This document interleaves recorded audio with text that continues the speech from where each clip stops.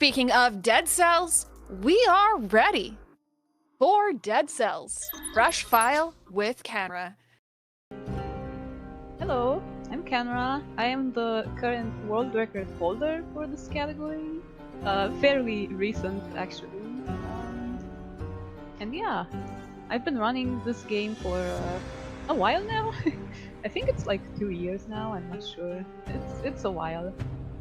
And I'm happy to be here, and hopefully I can show you a good run of this category because it's very RNG. So, that's the roguelike for ya. I also have my commentator here with me, Vord, who is, well, if you know Dead Souls, you probably know Vord. So, the legend. Yeah, hello, that's me. I run this game a lot. I pretty much have run every category that exists, and I am joining Kanra here on the run. Yep. So, with that being said, there isn't much more to say here. It will be a very quick run, so the explanations will be a bit short and quick for the most part, since everything moves very fast. But what we're going to be doing first is finding our way to the exit of the first biome, which it follows a couple of generation rules, so it will be very fast, but I'll do my best to explain as much as I can. And yeah. I also know that we're really close to hitting that incentive for the any percent run, so we are only $54. That is all we need, $54. Only $54, and you get to see a really crazy run that will be, well, honestly nothing like the run I'm doing, even though they both go to the same end destination, just very differently. So, all right, I am good to go then. If we're all good, all set. All right. Then I will count down and we can start the timer in 3, 2, 1, go. Okay, so we're here in Prisoner's Quarters. I'm going to be following rooms that have enemies in them, since I want to go to the promenade. The exit promenade is always after rooms that have enemies in them, and it's also close to the shop, so that's what we're looking for. Here's the shop here. And, ooh, a chest, okay. Oh, this is a really good find, actually. Yeah, Wolf Trap is definitely probably the best item you can get in Fresh File. It just makes things so much easier, especially the bosses later on in the run. Yeah, Wolf Trap is really strong. And then getting it this early is really good, since I don't have to worry about anything later on in the run. So we already found the exit. That was a really fast prison, actually. Now we're going to go in the time door. This is very important. The time doors are where we get our weapons from. That's actually part of where the resets come from in this game, since a lot of the resets happen in prison, because we want a good weapon at the time door. I have a throwing knife, which is okay. It's not the best, but it can work in some setups. For now, we'll see where it gets us. So now we're in Promenade. Promenade is it's a very straightforward biome, and well, it's a straight biome. Basically, you just go in a straight line. That's all you do here. The exit is always at the end. I'm actually going to kill this elite, since it gives me a guaranteed cells. I think that might be better than just farming in this case. Normally we have to farm. Ooh. This is actually a good time to mention. This is a little skip that we do here. It's called Vine Skip. Normally we have to go in a room below that that thing I just jumped over, and then we have to kill an elite, pick up a rune to be able to climb that ledge like that. But we can just do some jumps and just get over it without picking up the rune. It's not always possible, but well, I got a layout where it was possible. So. I gotta mention that this is a layout, or specifically a setup that Kanra found with the throwing knife. it was a fairly recent discovery, and it made vine skip so much easier for most layouts, at least. So that's definitely a huge find for Fresh File. Yeah, that was fun to mess around with. Just changing the order of inputs around a bit, and suddenly we have a new skip. So we're already at the end here. This is the exit. We always want to take this elevator up. The rightmost biome is a little scary, but thankfully we don't have to go there. So that's good. And yeah, now we're going to look for another weapon in the store, hopefully. It's another throwing knife. Well, alright. We're just gonna have to go with that. I can make it work, but it's not going to be great. Here we're going to unlock a health flask, and this blueprint we picked up in the first time door. It's the most important item in Dead Cells speedrunning, I would say, the assault shield. And it's because you can do this really cool tech where you use the shield and you roll at the same time almost. And then you do this cool assault dash. It looks cool, it feels good to do, and it's just really fast. Way faster than walking, so this is what you're gonna be seeing a lot. I'm gonna damage boost there. We're gonna do vengeance strats. You get hit, you deal more damage. Everyone's favorite. Also, vengeance is always a good excuse for when you get hit, because then you can always say it's vengeance strats. Yep, we do vengeance strats even without vengeance sometimes here. Exactly. Ramparts, it's a very funny biome because it can end runs very easily as well as prison. What we're looking for is a little hint on the surface of the biome, which is a little T-shaped building. If it appears, we start checking underground, because that indicates that the exit will be there. But as long as the hint doesn't show up, or the building itself, we just go on the surface to the right, because then it's the same as Promenade. And as you can see, there's the exit. This is basically a straight line again. I said Promenade was a straight line, but Ramparts decided to prove me wrong. Alright, we're coming up to the first boss fight of the game here. The so-called tutorial boss, if you played the Dark Souls games a lot, that might sound familiar. This is the concierge that we're coming up here. It's a very, very straightforward fight. Usually nothing to worry about, but when you're doing vengeance strats, so damage tanking on purpose, then sometimes it can get a bit scary. I mean, no one's ever died to concierge, right? Especially not in an important run. Absolutely not. I'm going to be parrying a lot here, since parrying gives me my ammo back. That's really important when you use a throwing knife. Another block there for vengeance. This fight is going really well so far for what I have, actually. We're gonna roll back a bit so he steps in the wolf trap here.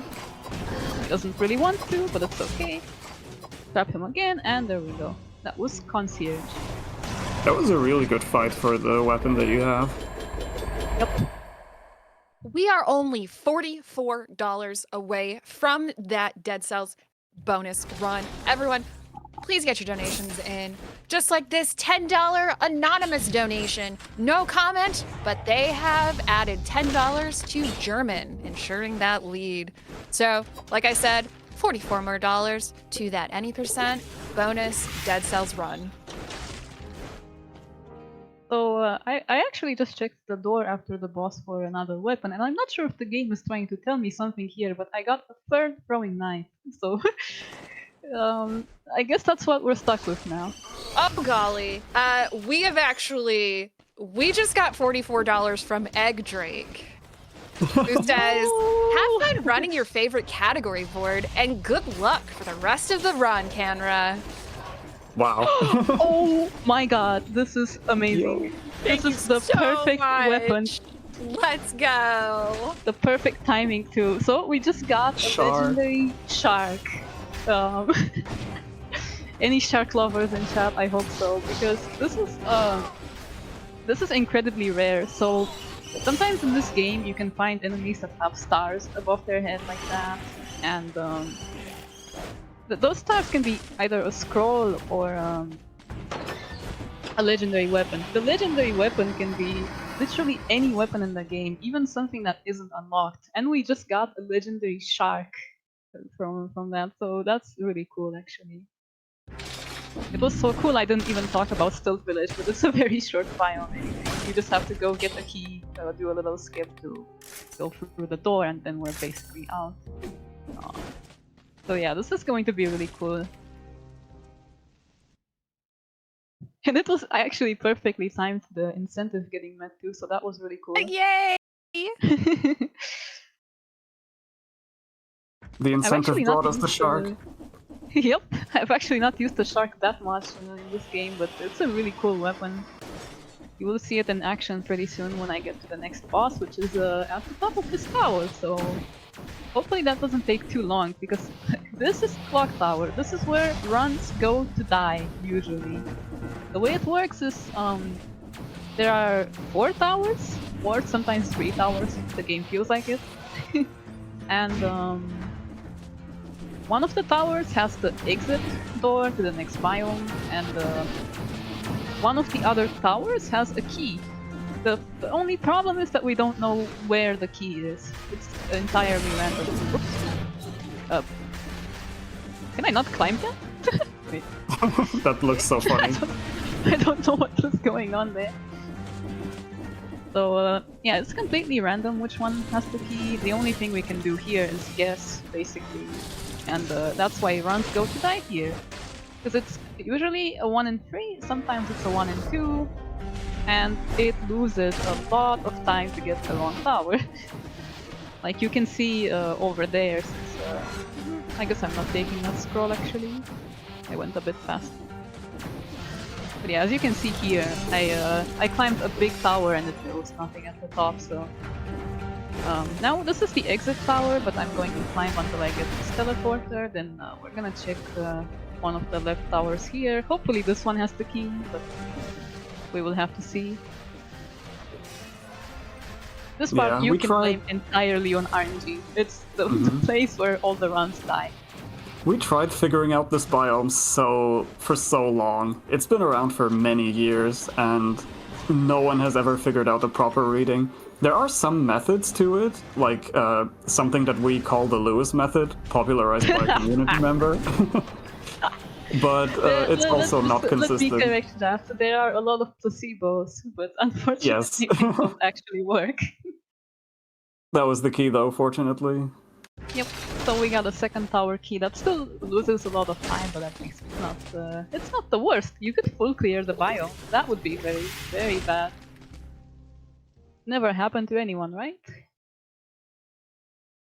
Alright, and here we are at Timekeeper. Now a good thing about this weapon is that it actually deals more damage to rooted targets, and the wolf trap I picked up in the first biome roots the target, so we're gonna see that very soon.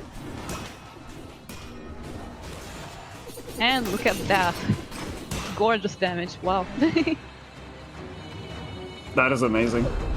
Yep, that was Timekeeper. Very fast fight usually, because she's really squishy. Especially with Wolfram. It's actually one of the boss fights that changes the most depending on what you fight her with, because if you don't have a wolf trap, sometimes you can spend the entire fight just chasing her around and doing like no damage, and it can get frustrating really quickly. So that was really good for that fight. Alright, now we're going to the last biome of the run, and then after that there will be the last boss, so we're pretty close to the end already. This is the High Peak Castle, and I already see something I don't like. The way this biome works is that there are 2 paths. One of the paths ends in a shop, and the other one ends with the exit? Okay, that's cool. That was quick. I actually just saw the exit, so that's good to know. Because if you have a shop at the start of the path like I did there, then you actually can't tell which path has the exit. Sometimes it's not like that, but I got bad RNG there. But thankfully I just saw the exit on the map while I was going here, so at least we don't have to worry about that. So this is basically sometimes a coin flip. That's kind of how castle works. It would have been a coin flip here, but not anymore. We're gonna go up here. And yeah, I just look for... I'm looking for 2 keys, which are in those colored doors, so that I can open the exit doors. There's 3 doors at the exit, but we only need to open 2 of them to leave the biome, and that's what I'm looking for here. This is going really fast with Wolf Trap, actually a really clean castle. Oh wait, I don't want to switch.